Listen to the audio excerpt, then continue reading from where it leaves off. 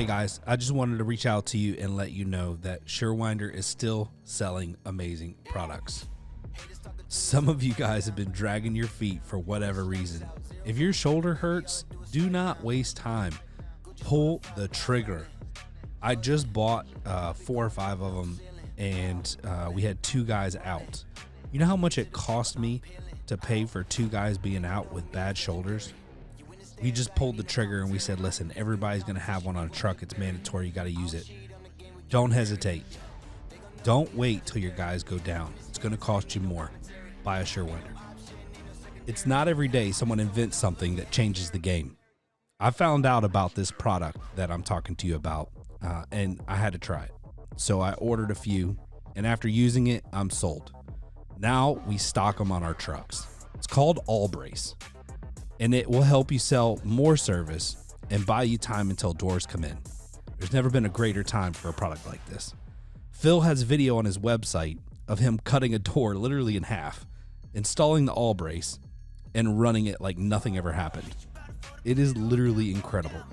One of the greatest selling videos I've ever seen. You're going to want to check it out at all-brace.com. What's up, guys? Ryan here, Torsion Talk Podcast. And there's been a lot going on in my life.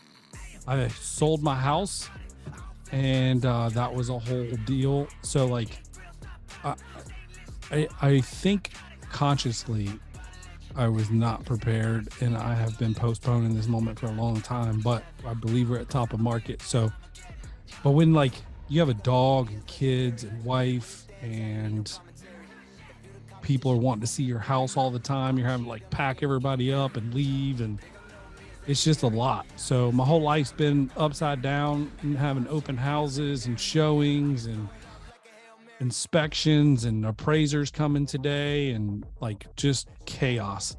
In the meanwhile, Josh strategically planned his vacation that same week. I'm just kidding.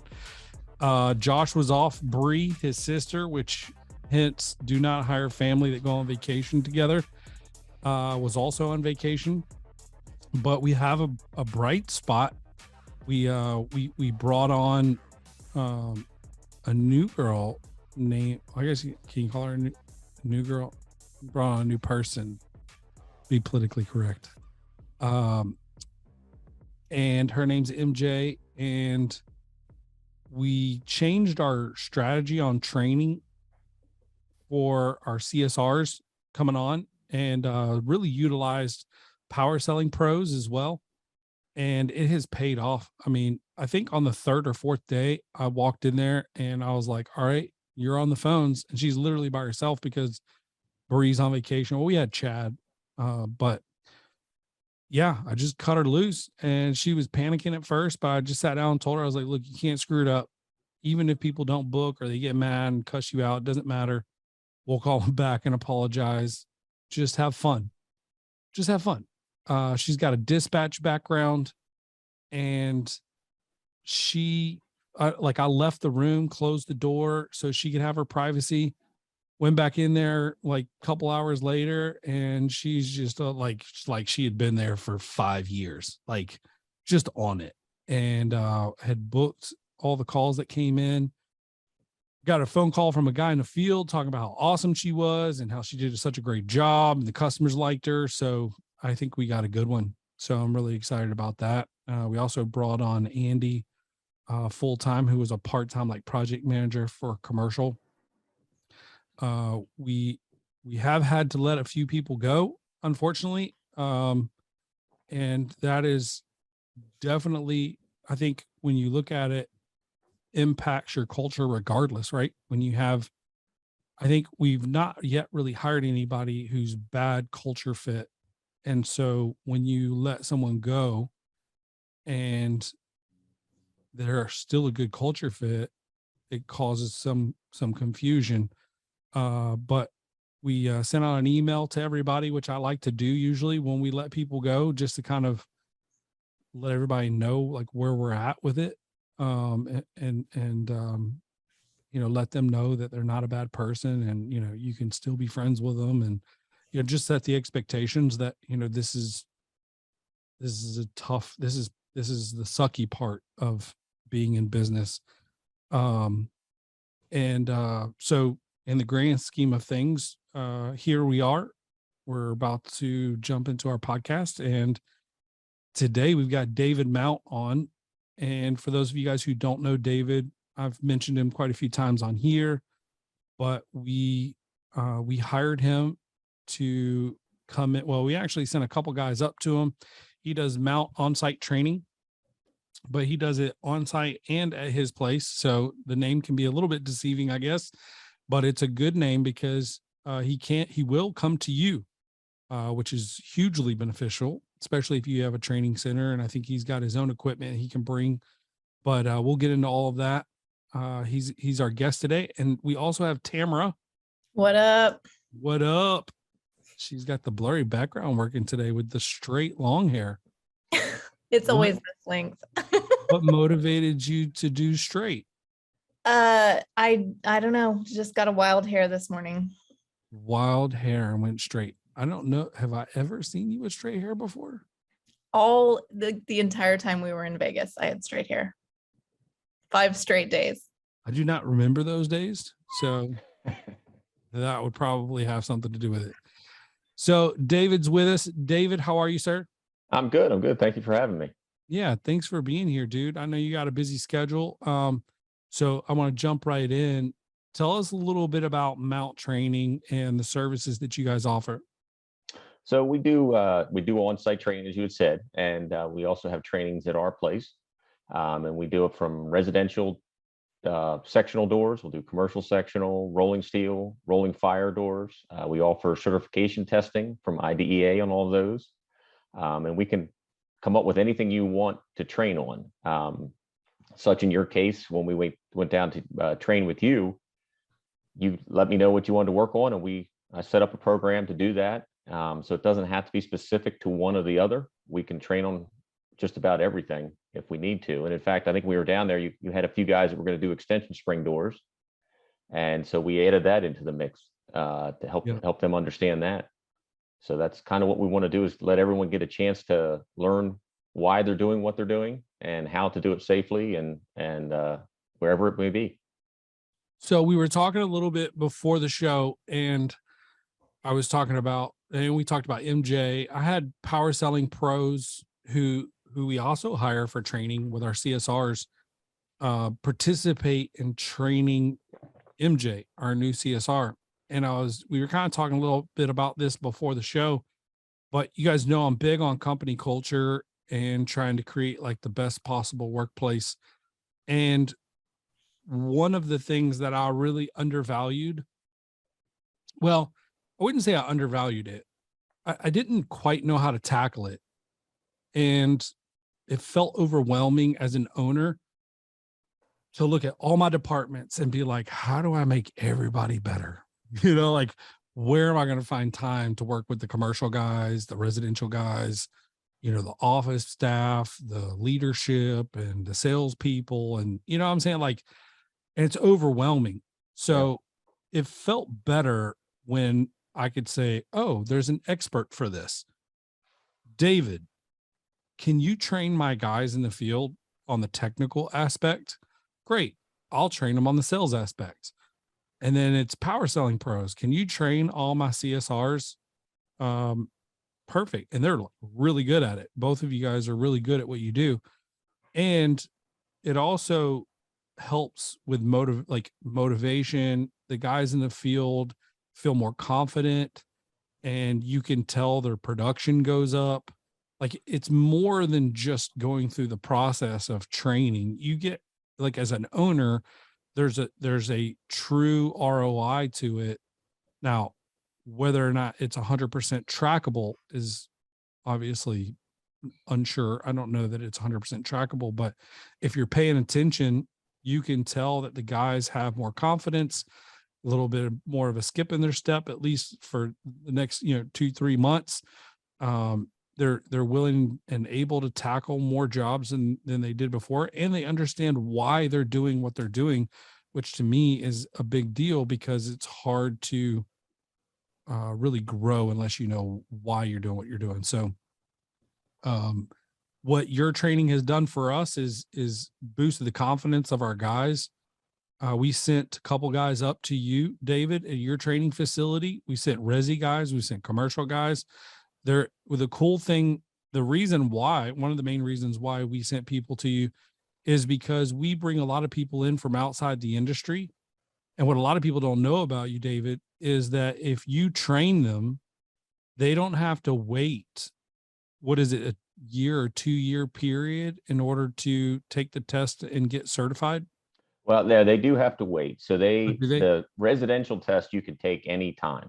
Okay. So that's, anybody has that avenue. We are working on something that might be a little bit of a benefit to those in the future. The one thing that does happen, you had a gentleman come down that was doing the fire door training, and he was able to get some fire drop tests and some points off of that, which was a benefit. And to what you were saying before, I think that the other thing that resonates with your employees is that, and I make sure to mention this when we talk to them, is you're investing in them, that you believe in them, that you're taking the time and the money to put into investing into them. And I think that hearing a different voice and knowing that you are doing that sometimes comes across a little better than a normal in-house training program. Yep. You know, they take that sometimes as they did something wrong and you're trying to correct something. Yeah. Instead of continued education. Yeah. That's nice. Yeah. I like that perspective, and I agree. And I think a lot of guys light up at that, that they feel like, hey, they do really value me as an employee, guys and gals. We both ladies and gentlemen come through the class, and they like that. They like that. And the guys, like, I don't know if it's just me, but my guys feel extra special that we're like flying them out somewhere. Yeah. You know, like not a lot of these guys have traveled a lot, number one. And number two, like then they're like, wow, he's like bought plane ticket and like hotel room. And I've got like, you know, a food allowance every day. Like it makes them really feel special. And I think that's cool too. And well, you had made mention of that with your sales training, how exciting it was to go out when you just went out the first time. And I'm the same way with when going out to training. We all like to be able to go and share with other people, and it does. It feels good. Everybody likes that feeling. Yeah. Yeah. I get a thrill. Like it's probably one of my favorite things to do, not necessarily like the training part, but just connecting with new people and getting to know them. And it's almost like a challenge to connect with them like as quickly as possible on a level that they respect. And I love that. I couldn't agree more. If you are flying your team out, I will give you guys some pointers that I have learned the hard way. This may be common knowledge. And as much as I've traveled in my career, you would think I would already know this, but I don't know if this is like a new crackdown with hotels or what, but I don't remember this being an issue. I think we all had expense accounts back in the day, so it wasn't a problem for us. But you can book the flight for your employee, but have them book their own hotel, and then you can reimburse them for the charge of the hotel, or call and give your card at the end. But here's what we bumped into the first time we flew someone up. We booked them for the Marriott under my account, and what ended up happening was they couldn't get in because even though I booked a room under my account, and I think I even put in the note it was for so and so whatever, because I wasn't there with my card, they wouldn't let them in. And so I had to be present in order to have them get in their room. So it took us about 2 or 3 hours of working with them to get them into the room, which was absurd. But if you are sending your guys out, have them book the room themselves with their card. And then I think you can call before they check out and pay with your card, but they need to have a card that they can run like incidentals on or whatever. And it needs to be the same person that's checking in. And then it's good practice if you're sending somebody out to pay them like a what is it called? Like a food allowance. There's a word for it, but I forgot what it is. Stipend. Yeah, like a stipend. I know back in the day when I was in software, it was like $35, which isn't a lot, food's a lot more expensive than that now. So I don't know what there's like averages. Will you look that up, Tamara, and see Sure. if what like the standard stipend for food is? But Yep. there's a Marriott. And how far away is that Marriott from you, David? It's about 15 minutes, 10 to 15 minutes. It's really right down the street. It's an easy drive. The good thing with Marriott and there's a Holiday Inn Express is they will provide breakfast. We provide lunch as part of the training, so then they only have to cover dinner. And where those hotels are, there's plenty of choices. So whatever that stipend is, they'll use it up. Yep. So you're flying into like Baltimore, Yes. and then driving to Marriott or what'd you say, Holiday Inn Express? Yeah, there's a Owings Mills is the town, and it's about 10 to 15 minutes from us, and they have every major brand of hotels. Okay. And they all have restaurants in walking distance and, things to do if they want to keep themselves busy, wander around a Lowe's or a movie theater or something like that. Looks like Tamara. What is it, Tamara? 55 per day. Oh, wow. It's gone up. That's good though. So, just budget that in when you're sending your guys out. Usually on travel days, if you do, you can prorate that. Like if people are not, they're traveling in the afternoon, they don't really need the whole 55. So you could cut it in half or whatever. Give us like, what does a standard day look like if I'm flying out to you guys? I show up the first morning. What time do you guys get started? So we usually start around 9, and that's so I can get my guys out the door and have room to fit everybody. And then we go till, depending on the day, 4, sometimes 5. We start every class usually with some type of PowerPoint, or I guess better term, show and tell, or pass some stuff around, talk about what we're going to be doing. The PowerPoints are sent to them at the end so they can refer back to them. Some of them have wiring diagrams, or they may have different pictures of different things that they worked on. And then the rest of the time we're going through different stations. I break them up into groups, and whatever the class may be, it's like the residential class, they'll start, one group will do a standard door with torsion, and they start from the beginning and go the way through. Another will do extension, and then we'll have another group doing low headroom. And then we throw in some service time. We spend about 4 to 6 hours on different service scenarios, and same thing, we get them all to at least touch, work through the process.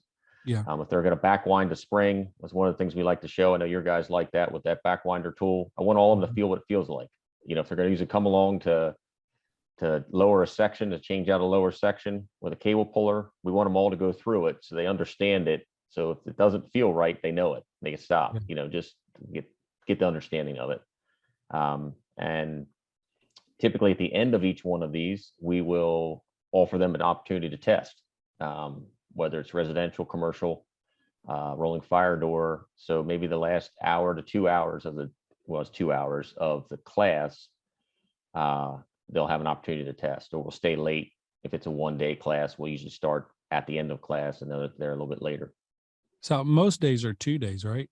Most of your days? Well, we have a couple of variations. So our residential now is going to 3 days. So when your guys went through it, we went through 2, and we were long days, and we were rushing a lot of stuff in. Yeah. And I wanted it to be a little bit better time for everybody to kind of digest it. The commercial motor class, for instance, is a day.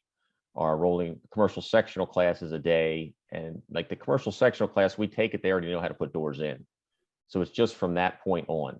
So we'll throw in safety bottom brackets. We'll throw in dual spring lines. We do a lot with drums and cables, figuring out cable links and springs for different drum assemblies. So they're normally a day. The fire door class is 2 days. So that's kind of, it depends on the class, how we work it. And then if we do it for a company, if you come to us or we go to you, then we just base it on how much you're looking to get done, how we fit it in. Yeah, I loved how when you came in, you set the stage and kind of surprised everybody with everything starts with the drum. Yes. My guys are looking around like, does this guy know what he's talking about? Right. And they're like, and after you left, they're like, oh my God, this whole time I'm like, everything starts with the springs. Yes. And when you came in, I was like, how you kind of launched, everything starts with the drum. and everybody's like looking around. That's probably the thing that everybody knows the least about, right? And so everybody's like, oh yeah, I'm familiar with these. But I just thought it was really cool that you kind of like threw them off right out of the gate, and then you started teaching them about it. And the more people learn about what the numbers on the drums mean and the functionality and how they work and the whole balance of it is intriguing, and it brought a lot of confidence to my guys to be able to figure that out too. I thought that was really cool. Well, then one of the things that I've learned with this, and I was just as guilty as every other door dealer out there. You know, we threw a guy in the truck and we had him work with one of our better guys, and then we gave him opportunities to learn as they went, but no one ever really explained why you did what you do. Mhm. And that's a lot of times what we see with this training, and the drum is a perfect example of that. Everyone just kind of assumed you throw the drums on. They don't really think much about it, why you would tighten the left one down first, why why it affects the springs if you're not, switch drums. So there's a lot that goes into it and they never were taught that because of the way we kind of all went through training people. And it's hard to train when you're just sending them out with somebody, because that person, you have to give them time to train. And typically our best intention is, but then real life comes in and we're asking them to pick up an extra service, or we're sending them out to do a job that maybe is a 10-hour job and we want them to get done in 8 because they got an extra person now. And it just isn't, it's hard to do that without dedicating the time to it and spending the time to do that. And as a business owner, that's hard to pull yourself away to do it and take that time just to spend going over little things like that. Consistency in everything, including price, reliability, quality, not just quality, but great quality control. These are things that describe Somer USA. Somer's not some startup company, not one that you need to be worried about going out of business in the near future. Somer and their family of businesses are $200 million companies. They're in over 100 countries, and they have locations in 20 countries. This is a large organization who stands behind their product and works through integrity. And there's not another company out there willing to drop what they're doing and help you out like Somer. These guys are awesome. Not only have they been loyal to the Torsion Talk podcast, they've been loyal to the technicians and the owners of the companies who install their product. In my opinion, if you're not at least offering Somer as an additional option, you're cheating yourself. Listen, first-time dealers, I've got a special for you. If you buy 10 or more Somers between now and the end of the season 6, while supplies last, we will offer you free shipping. You have no more excuses. The prices are great. The product is amazing. Go check out Somer USA and order 10 for free shipping. I'm going to tell you guys a marketing secret. You want to gain more social media likes, shares, and follows? People love unique and cool projects. There are no better photos to share than the ones on Schweiss Doors social accounts. These guys post some incredible things. Make sure to go there and like and share their Facebook and Instagram post with your business account. So if you like their business account, you can share their post. The bifold doors are awesome, and they're doing some great projects that will go viral on social media if you share them. Go right now to Schweiss Door on Facebook and check out some of the projects they share and like their page. Oh, and don't forget, no one builds a better bifold than Schweiss. Yeah, we've built a training center here. I know you know that, but it's been hugely beneficial because I don't agree with the idea of infield training for quite some time. I want them to we've even had people come here and be like, hey, I've got so many years experience, blah, blah, blah. And so I'll bring them over here because, everybody, how do you know? Right. I mean, you can talk the talk or whatever, but I remember we had one guy and he was like, I haven't done doors in like 8 years, but I used to be really good at it, blah, blah, blah. So we came over here, blah, blah, blah. That's going to be my new thing. we came over here to the training center, and I put a sawhorse up against the jam, slammed the door on top of it, pulled a chair out, and was like, all right, fix it. And the door was like out of track, all wonky.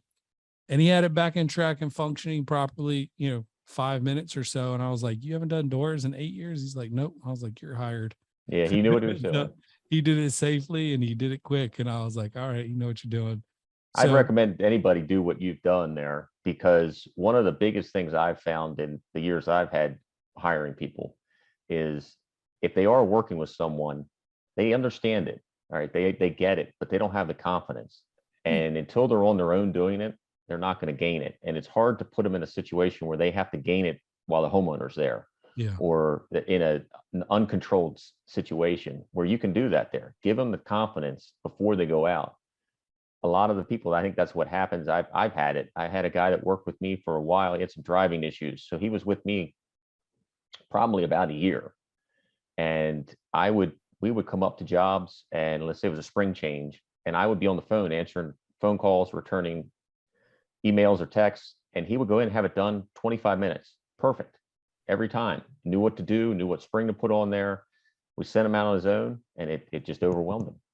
And he couldn't handle that pressure of now he had to make the decision, or if something went wrong, it was on him, where before it was always on me, or it was on the lead guy.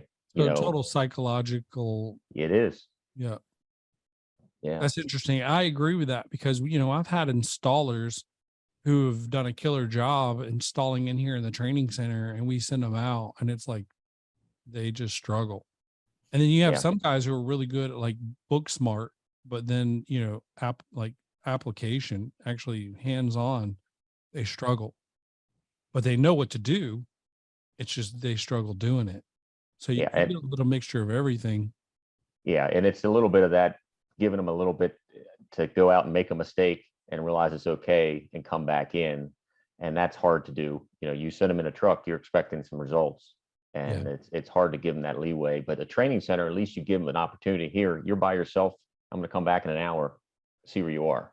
Yeah. And make help them out at that point. Yep. I agree. I think that you said something a second ago that was like, I think is the key to training altogether. And that is, we want you to make mistakes. Don't be afraid of screwing it up, here now. This is, if you're not screwing something up, then I don't think you're trying hard enough. So it's like when I sat down with MJ and I left her in that room to answer phones by herself, she looked panicked. And I was like, look, I hired you because I trust you. I said, you have a background in dispatch. Just be yourself, have fun. If you don't do it perfect, it's fine. Like, it's fine. And if what's the worst case that could happen? Somebody hangs up or yells at you. It's fine. We don't want them anyway. Right. And I said, just tell them you're new and you're in training, and this is your first phone call taking it by yourself.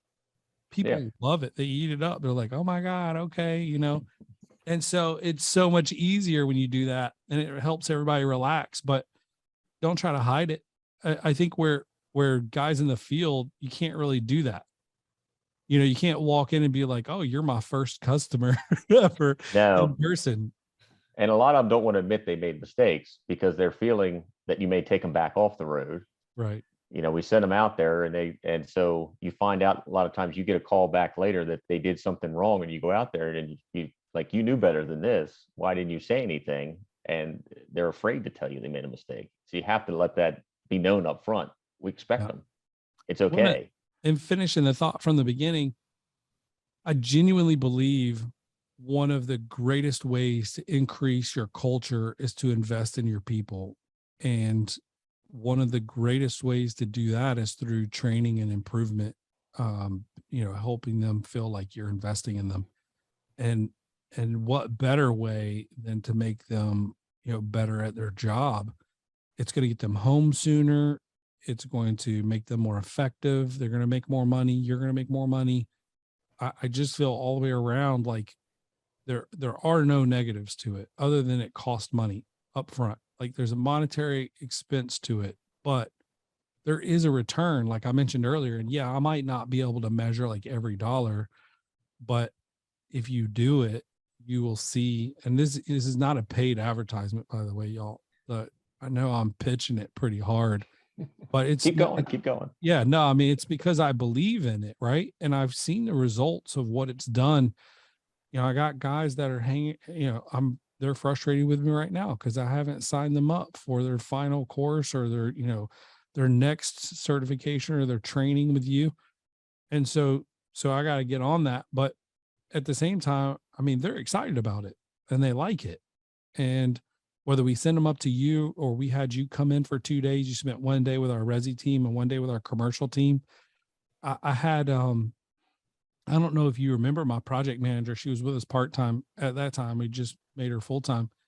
She came over to watch the training, and I had lunch with her the other day, and she said, Ryan, she said, I'll be honest with you. I know that I'm not a field person, but being in that training with David helped me out tremendously.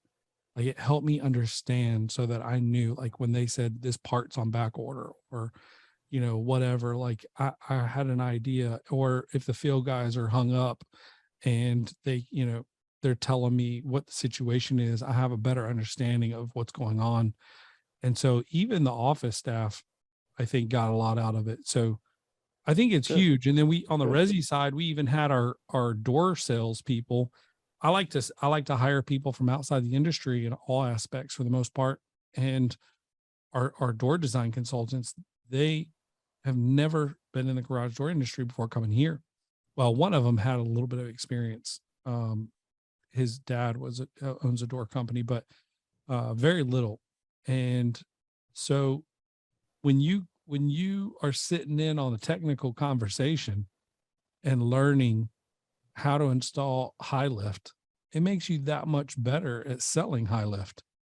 So You're right. You feel comfortable with it.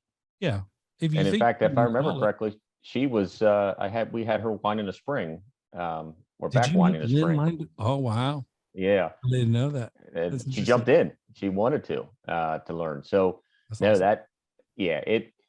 back to one of the things you had said, when you talk about culture, and for everybody that watches this to understand, it does go with your culture. And one of the things that blew me away when I was there training was your morning meeting. And in fact, I snuck in on one when Mhm. you guys were having one when we're doing the fire door training. That when you invest in your people, and they take pride every morning when you talk about the numbers and what they accomplished, Mhm. and then you invest in them with the training. Well, now you know the people that maybe were newer are getting excited. Like, I can start bringing in more. I know more. My numbers can increase, get more notice, and it really it goes hand in hand. It Yeah, definitely goes hand in hand. I agree. Well, you're freaking awesome, dude. What you do for the industry is lacking in a huge way. You know, you have these old school guys that's just passing down information, and I always view it like that little game when you sit a bunch of kids in a circle and have them whisper, you know, something in one ear and they Telephone. wander around, it comes back and it's Yeah, totally different, right? Yeah. And that's kind of what's happened in our industry, in my opinion. Um, and so to have people like yourself out there that's, you know, hey, this is from the horse's mouth. This is how you do it correctly. And the thing about garage doors, there's a lot of different ways to do it, right? Some right, some wrong, but you have multiple ways to do it right, multiple ways to do it wrong, but the job still gets done. But there's ways to do it safer, more efficient. And you know, even my most experienced guy was like, I asked him, I said, you know, what'd you learn? And he said, you know, I might be faster in my methods, but I found safer ways to do it in more complicated situations. And he said, with my age, it's beneficial. It was very helpful. good. And, you know, I that makes me happy, you know, because you got a veteran who's learning. And I'd like to talk a little bit about this before we jump off real quick. Uh, you know, I think as an owner, if you're sending your guys off to training or having David come in, there's some value in maybe having a conversation with your staff, just prepping them mentally that, hey, nobody here knows it all. Probably not even David, but Yeah. I want you all to be sponges, and have an attitude of gratitude and go in there and learn as much as humanly possible. And if nothing else, it's just a refresher. And that's okay. And we're all learning. I learn from each one of these trainings I do. That's one of the things I do enjoy about it is getting to meet different people from different companies, different ways, and everyone will show their different ways. And there is always a better way, a different way to do things. And no one does know it all. And what I like to tell people is I don't know it all, but I know who to call. Yeah. And that's basically what it is. If you ask me a question, no, I don't have the answer. But fortunately, with 30 plus years in the business, I have someone I can reach out to help get us the answer. And that's kind of what I look to do. And one of the things we offer everyone that does come through the training is I give them my cell phone number. And I tell them, if you run into a situation, send me a picture with a text of what you're working on. And if I'm available, I'm going to give you help, or I'll call you back when I can and help you get through this, because they do get a lot of information when they go through the class, and remembering it when it actually needs to be applied is sometimes hard. Yeah. So we try to offer that to them as well, so they can continue to grow and keep going. That's what we want. I always thought about when we're a little bit more mature, hiring these older guys who may have gotten hurt or their bodies just can't keep up, having them maybe just sit in a call center and support guys in the field, or kind of what I'm saying? There's value in what you're doing. There is definitely value in that. And with technology these days, you could do Zoom or FaceTime and walk people through. Listen, David, I know this is going to make you squeal a little bit, but I came back from California with 4.5 days of training and no prior knowledge of garage doors or tools, and launched my company. That is dangerous. Yeah, I've heard a lot of stories like that, but as well as I do that no one really, other than maybe Mike Batoff, has set out to be a garage door installer. Right. They fell into it. Yeah. We all just one day ended up somewhere installing garage doors. And so it wasn't like you would go get training anywhere. Right. When you're not an electrician or a plumber, or you went to school for it, we all just kind of were thrown into a situation. Yep. I was blessed to have a good trainer out in California, and he was on the show probably about 4 or 5 episodes ago. And FaceTime, I would just call him. Hey man, here's what I got. Are you available to FaceTime? Fire it up, send him pictures, whatever. And, I would get frustrated with him because sometimes he wouldn't explain it in a simple enough way. You take the drum and end bearing plate and blah, blah. And I'm like, bro, all these terms are freaking, I don't even know. Can you explain what an end bearing plate looks like? I don't remember. I hadn't even learned all the terms yet. No, I imagine so. I was literally studying online every night, and I'd fall asleep to those graphs of garage doors with all the names of all the parts, trying to learn them all. So I felt helpless in some cases, but I had Larry, and that was super helpful. And so I just think you're a blessing to our industry, and I really appreciate it. And that's why I wanted to have you on. And I know it probably feels like a huge pitch to our listeners, but I'm pitching that you invest in your people, whether it's through David or Power Selling Pros or me. And you can, do you see how I do that? You can, your people will appreciate it, and it counts towards your culture.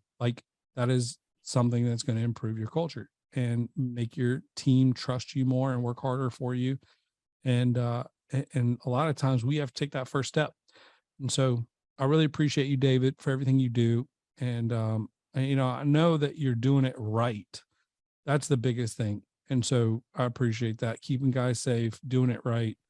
teaching them multiple methods, all different spring systems.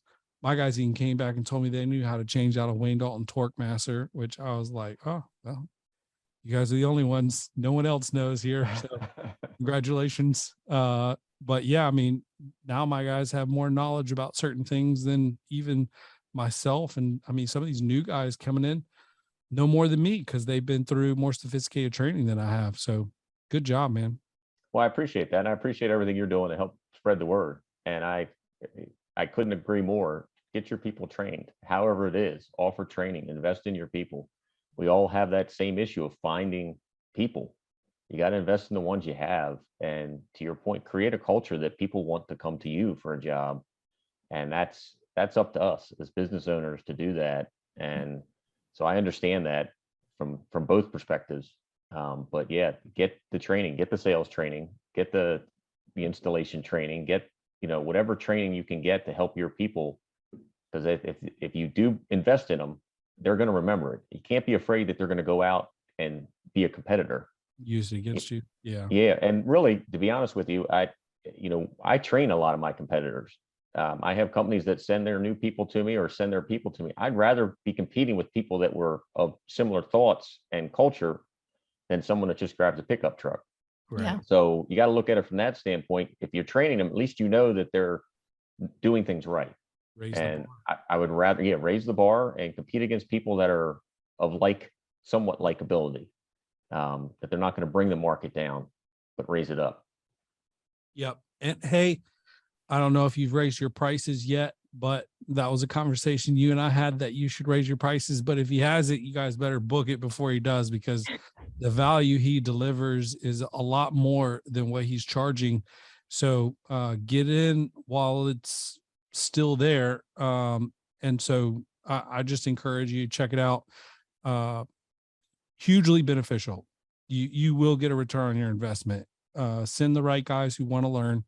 Obviously, he can't work miracles. If you send somebody who doesn't want to learn, it's not going to work. But if you do send people who want to learn, they're going to come back better for it. And that's our wrap up today. Tamara, you got anything? Nope. I think that that's fantastic. And I can definitely agree. The people that we've talked to in GDU and also in air and overhead doors really feel like having gone to see Dave and being invested in that way has really shaped their perspective. So kudos to you. Just calling you Dave. What are you? Are y'all friends? I feel like we're friends. I listen to his voice every week when I do the podcast for Greg. She's putting together the little audio file, so we may have to change that one. I'm getting tired of hearing it. Yeah. Well, repetitiveness. It's the same thing over and over. It works. Well, listen, thank you. And guys, if you guys haven't, make sure you subscribe to Such and Such Media YouTube channel. We're doing Committed to Culture video series. And if you are interested in improving as a leader, we have a great resource for that. It's called Garage Door U. You can find that at garagedooru.com. You can sign up. We actually have about 30 business owners, all broken into groups and non-competitive markets. And they're discussing challenges, how to improve, everything from employee issues all the way down to marketing, sales, structure, handbooks, you name it. All those conversations are happening every single day. And it's a great resource. So hit us up if you're interested. You can apply at garagedooru.com. There's even some testimonial videos on there if you want to watch those. But we really appreciate you guys following along. I love when I got another guy that hit me up today on Facebook. Let's see, let me pull it up. Roberto just hit me up and was like, he's been listening to the podcast. He started his company, 22 years old, hardly any door experience. 7 years later, been growing, and he's ready to take it to the next level. That's exciting. I love hearing those messages. That's great. Well, the first thing you can do, Roberto, is reach out to my man here and get your team some training. See how I did that? Yeah, I like it. Let right into it. All right. I led him to GDU, but he and I are going to jump on a call. But listen, thanks for everybody listening, pay attention. And, if you guys want to, you can hit me up on Facebook. I talk to everybody. So I just wanted to say that I appreciate you guys following along. And if you need anything, hit me up. Hope you guys have a wonderful and safe day. Stay cool. It's hot out there. Have a wonderful day.